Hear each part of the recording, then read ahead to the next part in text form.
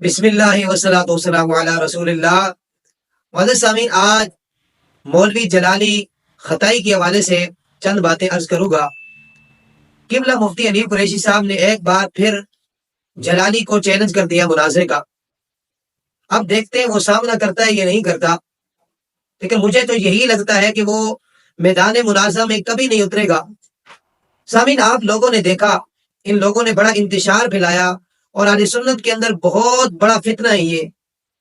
جب مفتی حنیف قریشی صاحب جیلم کے اندر گئے مناظرے کے لیے اور مرزا جیلمی کو ایکسپوز کیا اور اس کی منجی ٹھوکی، اور پھر جب آپ وہاں سے آئے تو عوام اہل سنت نے آپ کو عزتوں سے نوازا، آپ کے اوپر پھول پھینکے گئے، پتیاں پھینکی گئی، ہار ڈالے گئے، اور مشائخ عظام اور علماء کرام نے آپ کو مبارکبادیں دی مرزے کو ایکسپوز کرنے پر۔ تو یہ چونکہ تعصب زدہ لوگ تھے، ان سے یہ چیز برداشت نہ ہوئی، تو انہوں نے ایک نیا پروپیگنڈا شروع کر دیا اور ایک اور انتشار جو ہے وہ اہل سنت کے اندر پیدا کر دیا۔ انہوں نے کہنا شروع کر دیا جی یہ اہل سنت صحیح نہیں ہے، یہ ہمارا نمائندہ نہیں ہے، یا تمہیں کس نے یہ اجازت دی ہے کہ تم اہل سنت کے ٹھیکیدار بن کے پھرو؟ تم کسی کو کیا سرٹیفکیٹ دو گے؟ تمہاری سنیت تو خود مشکوک ہے۔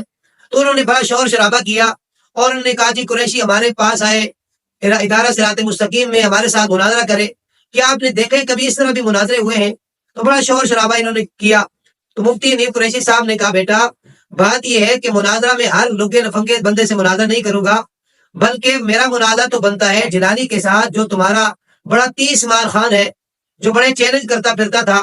آپ نے چیلنج کیا قریشی صاحب نے کہ اگر مناظرہ کرنا ہے تو میں جلالی کے ساتھ مناظرہ کروں گا، اس کو میرے سامنے بٹھا دو۔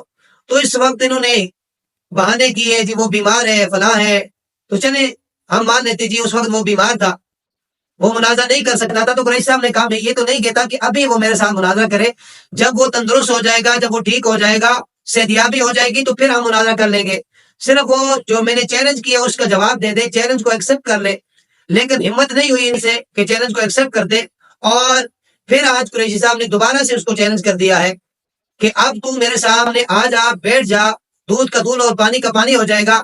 اب وہ تندرست بھی ہو چکا ہے، باقاعدہ پروگرام ہوتے ہیں دین کے اندر، منڈی دین کے اندر انہوں نے ایک پروگرام کیا جسے سنی کانفرنس کا نام دیا گیا، اور اس کے اندر علماء کرام پر طعن و تشنیع، نبی رحمت صلی اللہ علیہ وسلم کی آل پر بکواسات کیے گئے، اور بالخصوص علماء کرام کے اوپر بکواسات، گالیاں دی گئی، اور پھر اس کا ثواب اپنے والد صاحب کو ایصال کیا۔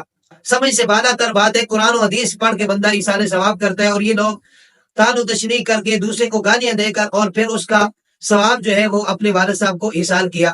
تو بہرحال قریشی صاحب نے دوبارہ سے چیلنج کیا کہ اگر ہے ہمت تمہارے اندر تو میرے سامنے بیٹھو، میدان مناظرہ میں بیٹھو، تو پتہ چل جائے گا کہ حق کے ساتھ کون کھڑا ہے اور فراڈ اور دغابازی کون کر رہا ہے اہل سنت کے ساتھ۔ تو اب دیکھتے ہیں آپ کہ یہ جو چیلنج بانٹے تھے، جو بڑی شور مچا رہے تھے، تو یہ کب اپنے باپ کو اور کب جلالی صاحب کو قریشی صاحب کے سامنے بٹھاتے ہیں، اور یہ جو اہل سنت کے اندر ایک انتشار پھیلا ہوا ہے بڑے عرصے سے، اس کو ختم کرتے ہیں۔ اگر تو یہ اہل سنت کے اندر انتشار کو ختم کرنے والے ہوئے تو یہ اس کو سامنے بٹھائیں گے اور دودھ کا دودھ اور پانی کا پانی ہو جائے گا۔ اگر وہ سامنے نہیں بیٹھتا اور یہ مجھے پتہ ہے یہ نہیں بٹھائیں گے، تو پھر سمجھ لیں عوام اہل سنت یہ صرف اور صرف اہل سنت کے اندر انتشار پھیلانا ان کا مقصد ہے، باقی کوئی مقصد نہیں ہے۔